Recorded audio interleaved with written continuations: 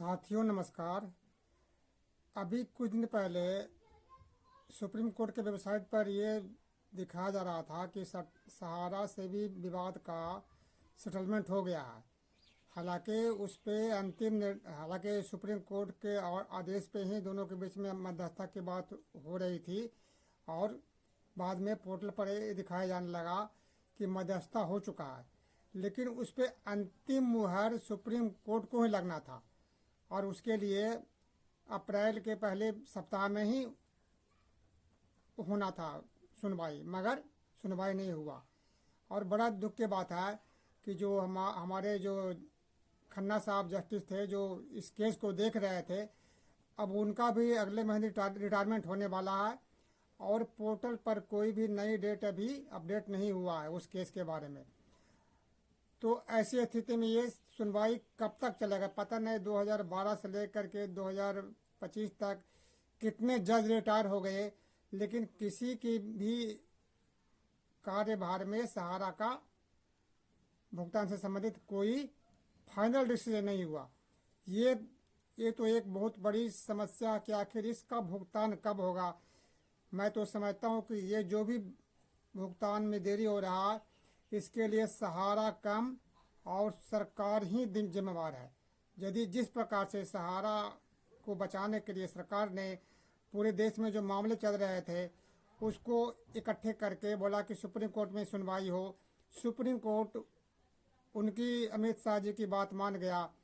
उसके बाद उन्होंने 5,000 करोड़ रुपया मांगा पोर्टल के माध्यम से बंटवाने के लिए, सुप्रीम कोर्ट ने उनका भी बात मान गया। तो फिर अभी जो 5,000 करोड़ को बांटने में 2 साल होने वाले हैं, मगर अभी भी आधे से कुछ ज़्यादा रकम ही बांटे गए हैं, बाकी वही रकम पड़े हुए हैं। तो जब सरकार सहारा के प्रति इतने मेहरबान है, उनके केस को ट्रांसफ़र करवाया जा सकता है, सुप्रीम कोर्ट से 5,000 रुपये मांगा जा सकता है, तो ये जो डिफिशेंसी के नाम पर जो छोटी मोटी जो कमियां आ रही है, तो उस कमियों को दूर के लिए भी जो से कि सरकार सुप्रीम कोर्ट के पास जा सकती है कि ये छोटी सी कमियां हैं, इनको जो भुगतान कर दिया जाए। और चूंकि ये भुगतान आधार कार्ड से हो रहा है, आधार कार्ड का पूरा ब्यौरा सरकार के पास होता है उसके क्लाइंट्स का, तो कोई गलत व्यक्ति के पास पैसे नहीं जाएगा। ये भी सरकार यदि इस तरह से की पटिशन सुप्रीम कोर्ट में डालती तो संभव है कि सुप्रीम कोर्ट उस पर भी ऑर्डर दे देता, मगर सरकार ही नहीं चाहती है, तो ये होगा कहाँ से। अब बीच में एक नया समाचार आ गया है कि ईडी ने 707 एकड़ भूमि का जो एमए वैली का था उसको कुर्क कर लिया है और उस संपत्ति का रेट 1460 करोड़ रुपये है। जो एमए वैली की बहुत बड़ा हिल स्टेशन है बम्बई के पुणे शहर में लोनावाला के पास, तो उसमें से ये जो 707 एकड़ भूमि जो कुर्क किया गया है, तो इस सहारा के लिए कोई बहुत बड़े मायने नहीं है।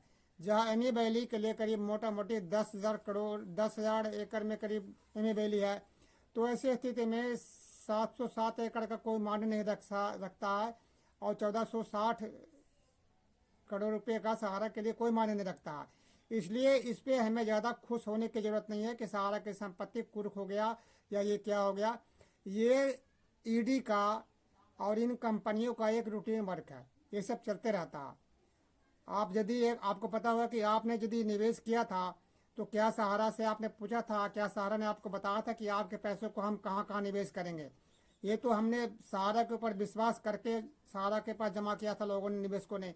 सहारा जहाँ भी जमा करे कैसे करे, और सहारा सही कर रही है, गलत कर रही है या मनी लॉन्ड्री कर रही है, ये देखना काम सरकार का था, निवेशकों का नहीं। निवेशकों को उससे कोई मतलब नहीं था। निवेशकों को तो चाहिए अपने पैसे ब्याज समेत वो जहाँ से दे, और सरकार की ये जिम्मेदारी है कि वो ये देखना चाहिए था कि सर ये पैसे सहारा कहाँ लगा रहा है, क्या नहीं लगा रहा है, ये जिम्मेदारी सरकार की थी।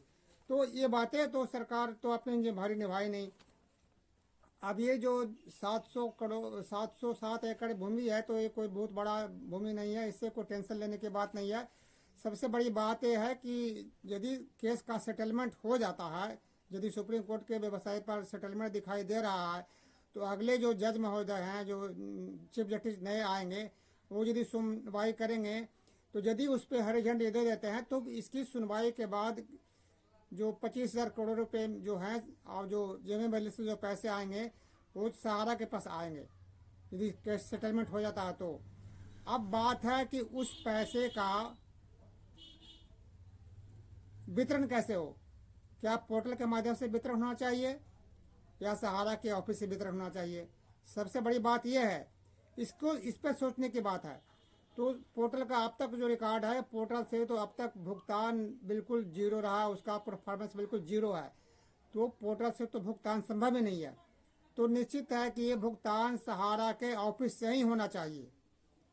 लेकिन सहारा के ऑफिस से भुगतान यदि होता है, यदि ये सहारा के पास पैसे दे दिए जाए सारे भुगतान करने के लिए, तो यहाँ भी समस्या खड़ी हो जाएगा।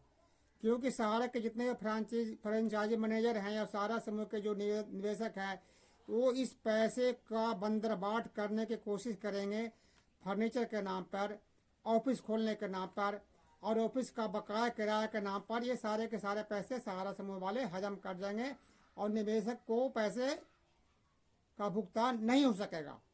इसलिए सबसे बड़ी आगे की सोचना है ये है कि ये भुगतान कैसे हो।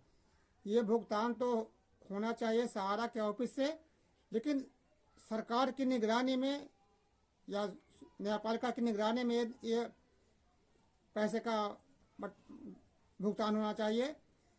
सहारा का काम सिर्फ ये होना चाहिए कि अपने जो कस्टमर है उनको वेरीफाई करके और सरकार के पास भेज दे, और सरकार का काम है कि उसके आधार कार्ड के लिंक पे जो मोबाइल नंबर से और जो उसका जो अकाउंट है उस पर सरकार पैसे भेजे।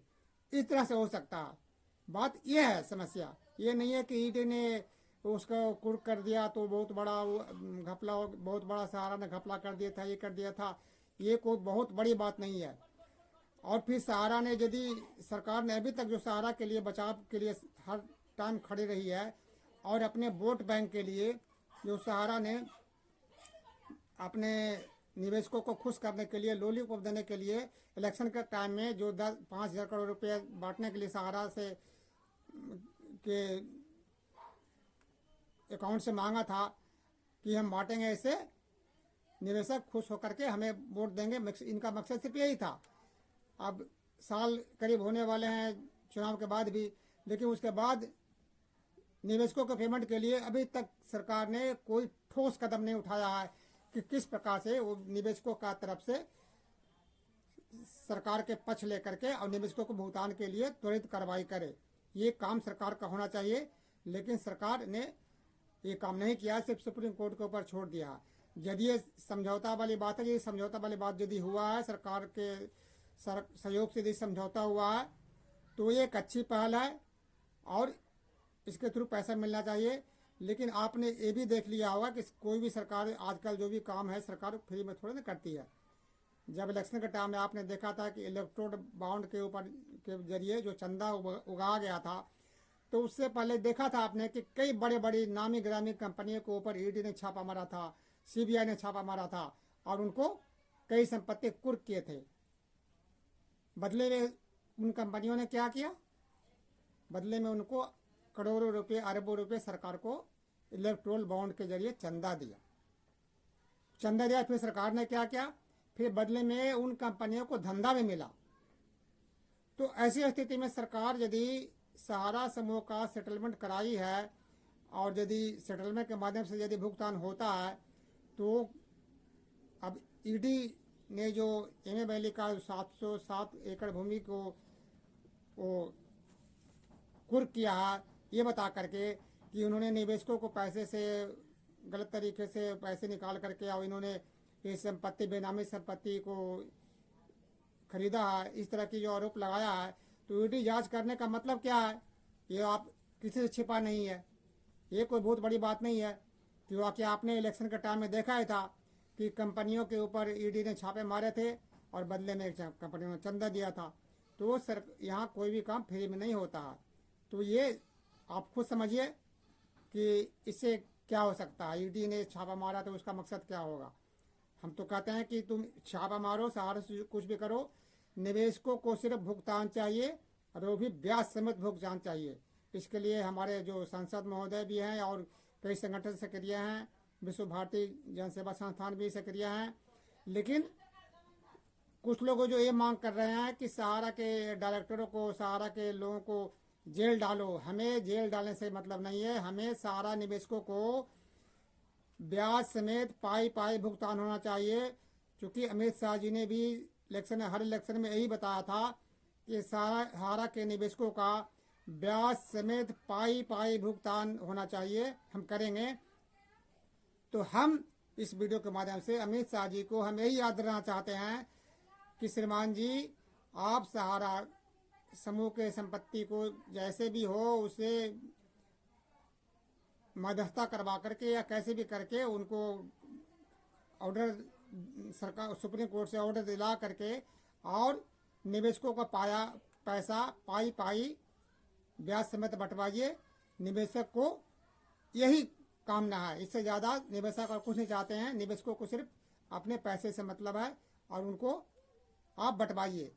जहाँ तक रही सहारा ने या जो कुछ ने जो उल्टे पुल्टे जो काम किए, गलत काम किए हैं, वो देखना सरकार का काम है, सीबीआई का काम है, ईडी का काम है, वो अपना काम करे।